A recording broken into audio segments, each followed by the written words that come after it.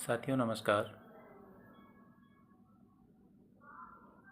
मैं पिछले कई समय से एक चीज़ नोटिस कर रहा हूँ अपने इस प्रदेश में, उत्तराखंड की ही बात करूँ, लॉ एंड ऑर्डर जैसी कोई चीज़ नहीं रह गई है। नौकरशाह बेपरवाह है, किसी का काम समय पर नहीं होता और हर जगह भ्रष्टाचार, दुराचार, व्यभिचार, लूट खटसोट मची हुई है।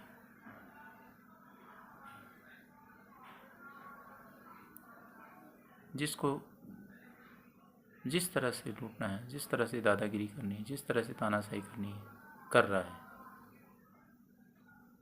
लॉ एंड ऑर्डर जैसी कोई चीज़ नहीं रह गई है। यह अपने आप में एक बहुत चिंतनीय विषय है, गंभीर विषय है। आखिर ऐसा कब तक चलता रहेगा? इस प्रदेश के जो हालात हैं इस समय, हमारे उत्तराखंड प्रदेश में, मैं समझता हूँ कि संसाधनों की कोई कमी नहीं है, लेकिन सरकार की जो सोच है वह किस कदर बनी है ये मैं नहीं जानता। लेकिन मैं जहाँ तक चाहता हूँ अपने इस उत्तराखंड प्रदेश में उद्योग धंधे लगें, रोजगार सृजन हो, यहाँ नशे का कारोबार फलता फूलता जा रहा है, इस पर लगाम लगे।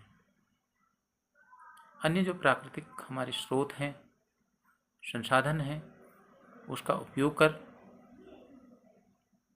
रोजगार उपलब्ध कराया जाए। युवाओं को, जो पढ़े लिखे युवा हैं, वेल एजुकेटेड हैं,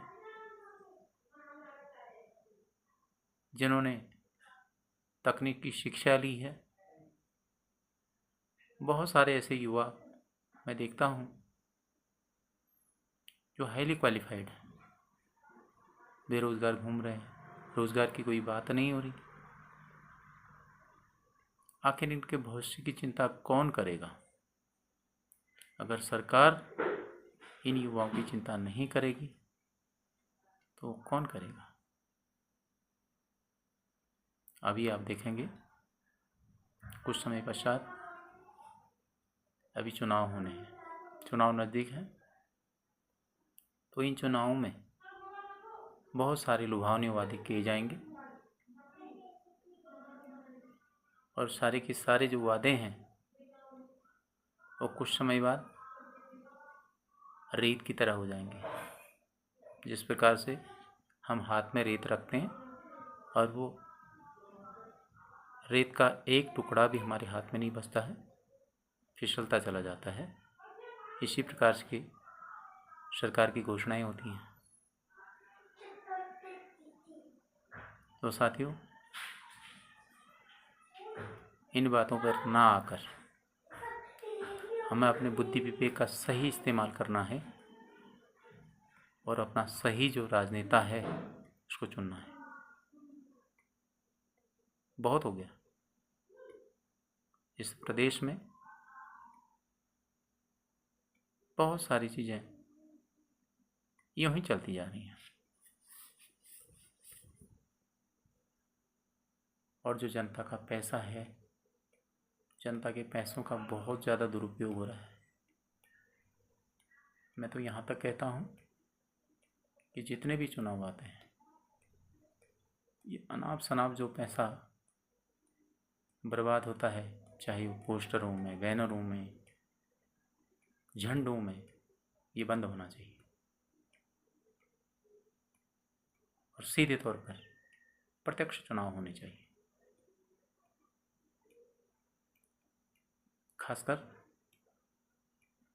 मशीनी यंत्रों का प्रयोग चुनाव में बिल्कुल बंद होना चाहिए, चाहे वो ईवीएम हो चाहे अन्य यंत्र। प्रत्यक्ष चुनाव होने चाहिए। यदि प्रत्यक्ष चुनाव होगा, पेपर पर चुनाव होगा, तो अच्छा आदमी आगे निकल कर आएगा और उस सबकी चिंता करेगा, सबको साथ लेकर चलेगा। तो आप सबसे मैं यही निवेदन करूंगा कि आगामी जो चुनाव हो रहे हैं, आने वाले हैं, उसमें सबसे पहले आप किसी भी लोभ लालच में ना आकर एक अच्छे जननेता को चुनें, जो हमारे भविष्य की चिंता करे, जो हमारे बच्चों के भविष्य को संवारे, जो रोजगार क्रिएट करे, उद्योग धंधे लगाएं और अच्छा काम करें। धन्यवाद।